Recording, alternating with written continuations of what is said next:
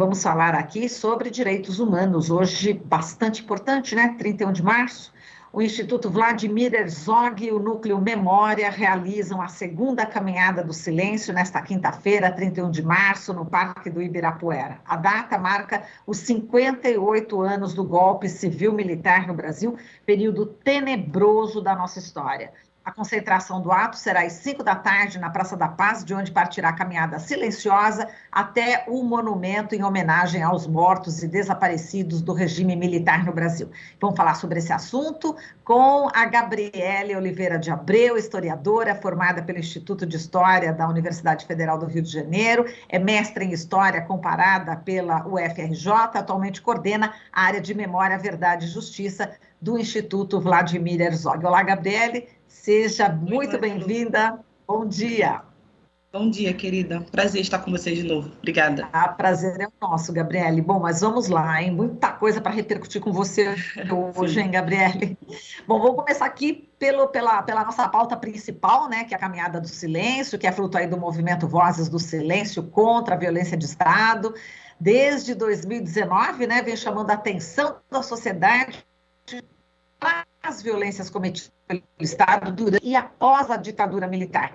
10 mil pessoas foram a Ibirapuera em 2019, lá atrás, eu estava lá também levando flores, né? Queria que você falasse como é que surgiu esse movimento, Gabriele, Vozes do Silêncio. Conta pra gente. O movimento ele surge a partir da organização da primeira caminhada, que aconteceu em 2019. Infelizmente, tivemos a pandemia aí bastante acentuada em 2020, 2021, então a gente não pôde fazer uma segunda versão. Hoje, felizmente, né, com a pandemia um pouco mais controlada, arrefecida, a gente, de novo, vai fazer esse movimento bastante bonito, silencioso, simbolicamente silencioso, em homenagem às vítimas da violência de Estado no passado, mas também no presente. E o movimento ele surge, é um movimento formado por várias organizações, coletivos, ativistas independentes também, mobilizados por essa ideia de que é necessário combater a violência de Estado, sobretudo essa violência, com uma reflexão crítica a respeito dessa violência, analisando ela a partir do período ditatorial e como que essas violências do hoje se conectam com as do passado, né? Exato, Gabriele, no ano passado, como você bem lembrou, o movimento fez aí um ato virtual, né, pedindo a reinterpretação da lei da anistia. Qual que é o tema e as reivindicações centrais desse ato de hoje, 31 de março de 2022? Então, Marilu, essa reivindicação em torno da lei da anistia, da reinterpretação e da necessidade de se discutir a responsabilização dos perpetradores da ditadura, toda essa conversa ela se mantém esse ano, porque ela é extremamente necessária. Então, um grande mote da caminhada de hoje, a caminhada de 2022, é a questão, de fato, da impunidade e é também a questão do esquecimento. E também uma reunião de diversos grupos que têm sido invisibilizados, nos últimos anos. Estamos incluindo também, enquanto vítimas de Estado, né, nessa interpretação do que são vítimas de Estado, as vítimas da Covid, e uma homenagem a essas vítimas, que a gente entende que boa parte delas foram vitimadas em razão da pandemia por conta de uma gestão desastrosa por parte do Estado. Então, a gente também está incluindo essas vítimas. Mas eu diria que o principal mote é a questão ainda da impunidade, porque é algo que a gente precisa sempre levantar, e a questão do esquecimento também. Exato, e aí você falou de diversos tipos, né, de violência hoje, né, que ainda ocorre com diversas populações, entre elas, né, justamente a população negra, né, Gabriele, povos indígenas, comunidade LGBTQIA+, e como você falou, as vítimas da Covid. Então, são vários os focos, várias as vítimas, né, que este desgoverno está promovendo, né? Exatamente.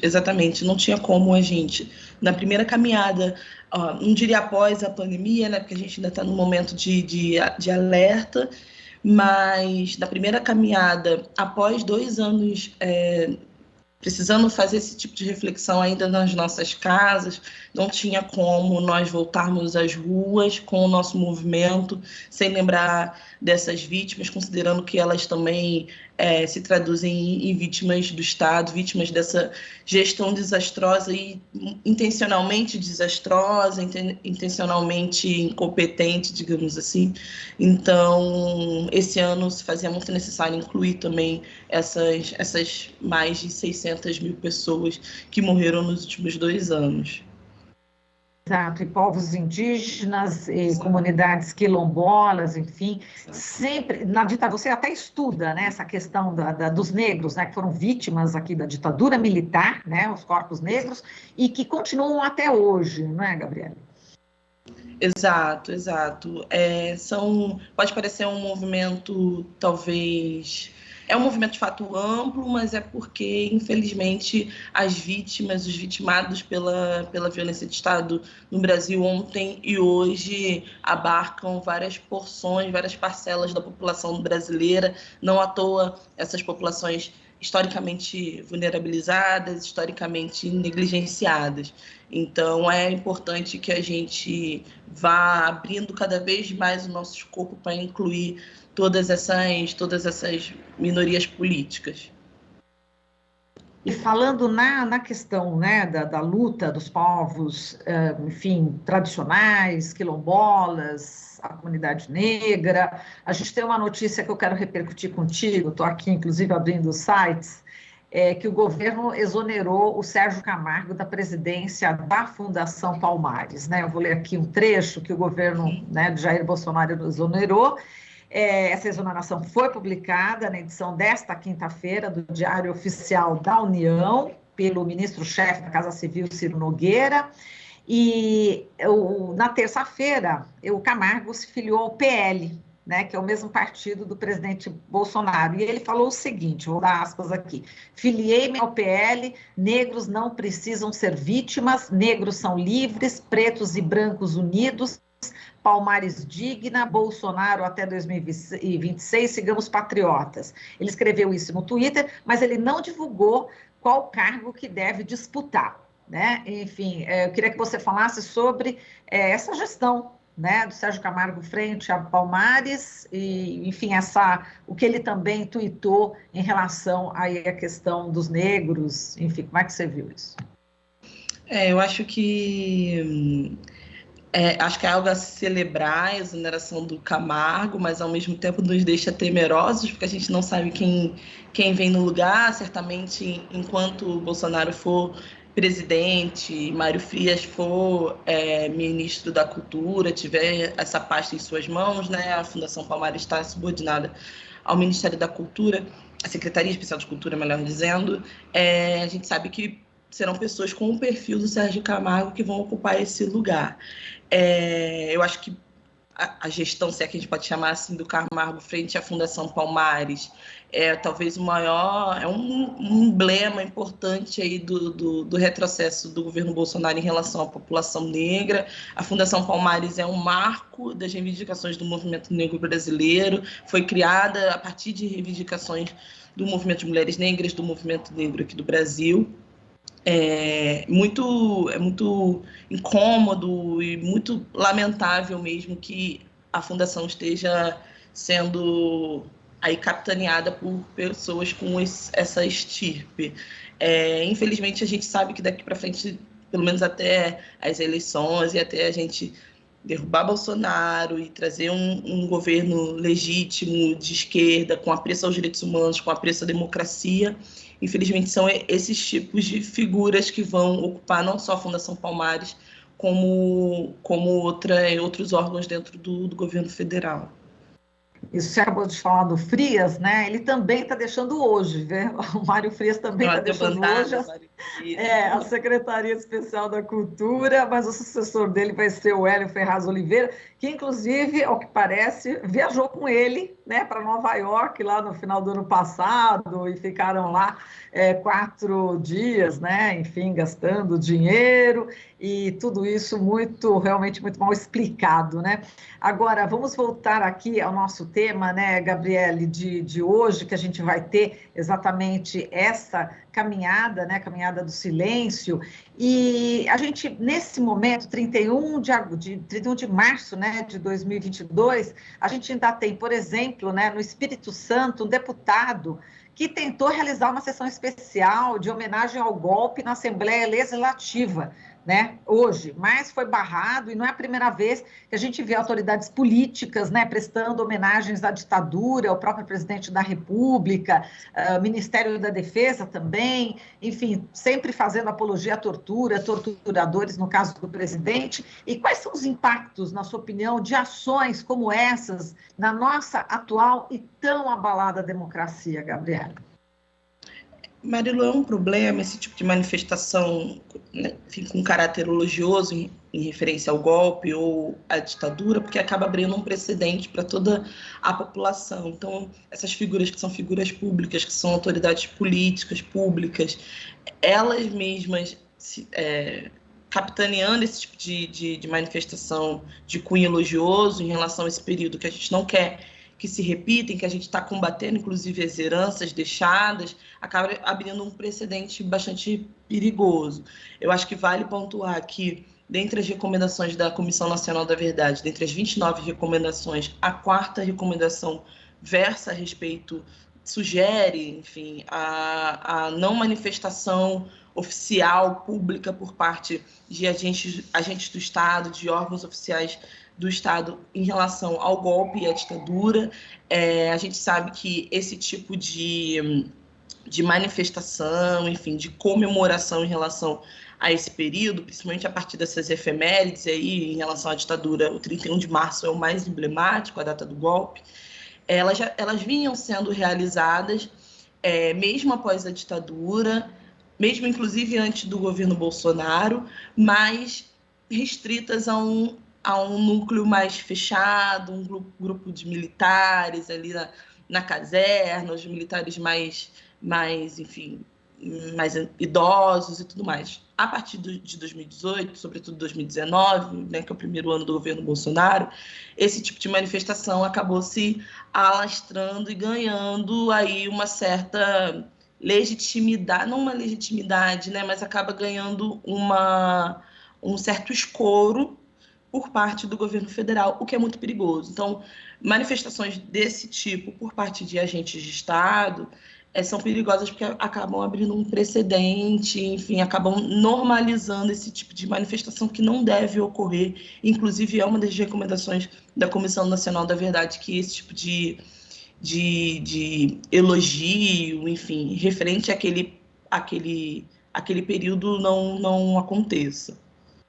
Tá, e falando do golpe, né, de 64, hoje o golpe é sem tanques nas ruas, né, Gabriela? É no voto, tem eleição, só que aí rodeado de muita fake news, né, e agora a participação também dos Estados Unidos no golpe mais recente, né, contra a presidenta Dilma, a Petrobras que foi utilizada, né, aí veio a Lava Jato, tirou a Dilma, afastou o Lula das eleições, é um novo tipo de golpe, Gabriela, aí a gente podia fazer um paralelo, né, da participação também norte-americana em 64 e agora em 2016, né, cujo golpe continua até hoje. E ainda a gente vive esses riscos de retrocessos institucionais mais ainda?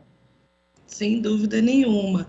E pode parecer repetitivo da minha parte, até porque na semana passada a gente teve uma conversa bastante ampla a respeito da Comissão Nacional da Verdade e das suas recomendações, mas um caminho importante para que a gente evite esse tipo de ameaça à nossa democracia, de uma ameaça de uma ruptura institucional muito brusca, é o cumprimento dessas recomendações, sem dúvidas nenhuma. E agora, Gabriele, a gente, né, tem aí as vítimas do regime militar, a caminhada do silêncio, como você falou também, vai homenagear as vítimas, né, da Covid-19, da pandemia, vítimas da necropolítica, né, do atual presidente. Agora, a gente está nesse ano eleitoral, né? Vamos supor que o Bolsonaro não seja eleito, né? Que caminhos os próximos presidentes, a gente fala até, né, no plural, porque só um talvez não dê conta, para desmantelar todo o legado de retrocessos deixado pelo Bolsonaro, né? Como é que você imagina que deva ser esse caminho do futuro presidente do Brasil? Olha, Marilu, a certeza que eu tenho é que o futuro presidente, que a gente espera que não seja o Bolsonaro a partir de janeiro de 2023, ele vai ter um trabalho bastante árduo para os próximos 4 anos. Eu acho que no âmbito do tema, enfim, de todas as discussões em torno de memória, verdade e justiça, 2 pontos me parecem cruciais para serem aí levantados e encaminhados nos próximos anos. O primeiro é o cumprimento das 29 recomendações da Comissão Nacional da Verdade, não só as recomendações gerais, mas as recomendações temáticas também, que versam sobre a população negra, sobre a população indígena, sobre os trabalhadores rurais, trabalhadores urbanos. E eu acho que um segundo passo que também é importante, um segundo ponto que precisa ser encaminhado a partir do próximo presidente, é a questão da revisão da lei da anistia, de uma reinterpretação da lei da anistia, que em 79, como sabemos, acabou anistiando presos políticos que, enfim, militantes de esquerda que eventualmente cometeram crimes na tentativa de derrubar o regime militar, mas também os perpetradores, também os agentes de Estado que torturaram, que mataram, que sequestraram.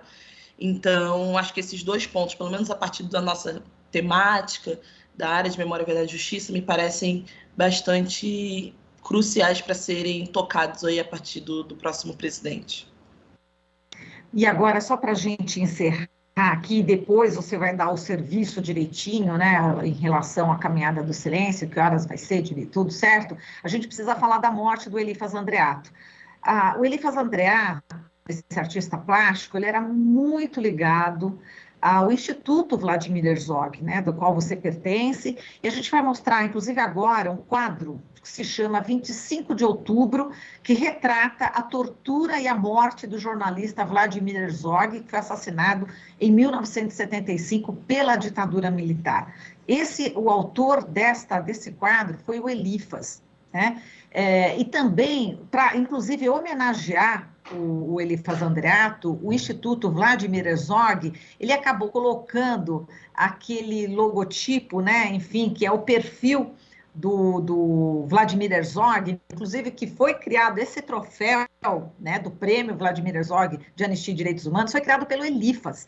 E para homenagear o Elifas, o Instituto Vladimir Herzog, eu estou aqui inclusive com a página do Instituto aberto, ele está colocando no seu logo, ao invés do perfil do Vladimir Herzog, está colocando o perfil do Elifas Andreato, de tão importante que esse homem foi para a luta da democracia no país. E aqui no texto do Instituto, né, que inclusive você faz parte, está escrito o seguinte: nenhum outro artista foi capaz de traduzir com mais brilhantismo a indignação de toda a sociedade pelo assassinato de Vladimir Herzog em 25 de outubro de 75. É dele, como eu já falei, a tela de 25 de outubro, que é um registro marcante e emocionante da prisão, tortura e assassinato do Vlado. A obra, inclusive, ganhou uma reprodução em forma de mosaico na Praça Vladimir Herzog, localizada no centro de São Paulo, próximo ao prédio da Câmara Municipal. O espaço conta ainda com outras 2 obras de arte de autoria de Elifas, uma versão ampliada da escultura Vlado Vitorioso e a versão em ponto grande do troféu do prêmio jornalístico Vladimir Herzog, que também foi desenhado por ele. É dele ainda o troféu do prêmio Jovem Jornalista Fernando Pacheco Jordão e o design do logo do Instituto Vladimir Herzog, entidade da qual participou da fundação, era conselheiro e um grande parceiro, sempre pronto a produzir artes e ilustrações para diferentes projetos e iniciativas. E aí a gente tem o Elifas Andreato como vencedor também do prêmio Vladimir Herzog em 2011. E no troféu, segundo aqui o próprio Instituto, está grafada uma frase que resume bem a importância desse personagem para a história do nosso país, que é o seguinte: a arte é amiga da liberdade e os artistas sempre lutam por ela. Se a ditadura de Franco teve que encarar o Picasso, a nossa precisou encarar o Elifas. E eu queria que você falasse justamente da importância da gente conhecer o Elifas. Nem todo mundo conhece, nem todo brasileira conhecem o Elifas. Você sente isso também, Gabriele? Eu sinto sim, Marilu, apesar de, acho que todo mundo conhece pelo menos uma capa de disco, né, de LP que foi desenhada, concebida pelo Elifas, então a gente conhece, mas não conhece o legado dele, a arte dele. Eu acho que esse texto que você leu, a nota que o Instituto emitiu, diz tudo a respeito dessa relação muito estreita que o Elifas tinha primeiro com Vladimir Herzog, depois com sua família e, né, mais recentemente, nos últimos 13 anos, com o Instituto Vladimir Herzog. Foi uma figura muito parceira para a nossa criação, foi nosso conselheiro, como você mencionou. Eu acho que em tempos em que a gente está discutindo a importância de garantir a manifestação política dos artistas, né, sobretudo os artistas que têm alguma conexão com a juventude brasileira e que uma relação também com a cultura de massa, o Elifas deixa esse legado de um artista brilhante, tecnicamente brilhante, tudo enche os olhos, até mesmo essa obra que vocês apresentaram, que é uma obra dura, mas ao mesmo tempo muito bonita. O Elifas deixa esse legado de como é possível ser brilhante, ser técnico, fazer uma arte muito boa e também ser comprometido com os direitos humanos, também ser comprometido com a democracia. Eu acho que o legado que fica é esse. A gente recebeu a notícia da morte do Elifas, claro, com tristeza, com pesar, mas a gente preferiu celebrar o legado dele, agradecer o legado que ele nos deixou, esse legado de arte, mas também de luta. Muito bem, e aí agora ao serviço final aqui, né, dessa caminhada, que horas que tem que estar lá no Ibirapuera, vai ter uma concentração, não é isso? Isso, exato. A gente faz a concentração às 5, é o nosso ponto de encontro, a gente está preferindo dizer. Salvo engano, são nos portões, entre os portões 7 e 8 do Parque Ibirapuera. A gente caminha da Praça da Paz até o monumento em homenagem às vítimas da ditadura, às vítimas da violência de Estado da ditadura. E como você foi em 2019, você sabe, né, Marilu, é um ato muito bonito, bastante representativo, mesmo uma homenagem, mas também é silencioso, simbolicamente silencioso, mas a gente sabe que o silêncio também diz muito. Então estão todos super convidados. Espero que você esteja lá também, Marilu, a gente se vê por lá. Perfeito, agora parece que congelou um pouquinho aqui a imagem para mim da Gabriele, mas assim ela já deu o serviço todo e as pessoas vão poder levar fotos, velas e flores, né, a partir das 5 da tarde lá na Praça da Paz, como ela falou, nos portões 7 e 8 do Parque do Ibirapuera, Caminhada do Silêncio, que realmente é um ato muito importante para a gente rememorar e homenagear as vítimas da ditadura militar e as vítimas também desse governo, do desgoverno de Bolsonaro. A gente conversou aqui com a Gabriele Oliveira de Abreu, historiadora formada pelo Instituto de História da Universidade Federal do Rio de Janeiro e mestre em História Comparada pela UFRJ, e atualmente ela coordena a área de Memória, Verdade e Justiça do Instituto Vladimir Herzog. Você está ouvindo Jornal Brasil Atual. As notícias que os outros não dão.